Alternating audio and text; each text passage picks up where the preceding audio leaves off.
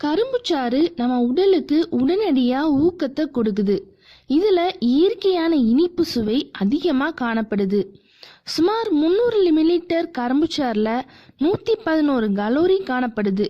அது மாத்திரம் இல்லாம இதுல புரதம், கார்போஹைட்ரேட், கால்சியம், மெக்னீசியம், பொட்டாசியமும் காணப்படுது.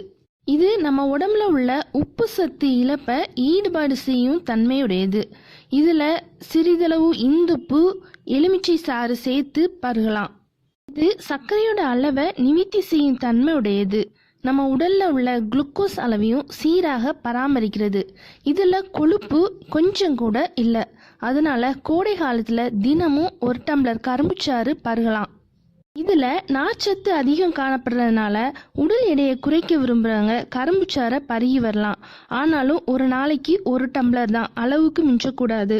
இது செரிமானத்தை மேம்படுத்தி மலச்சிக்கலை தீர்க்க உதவுது.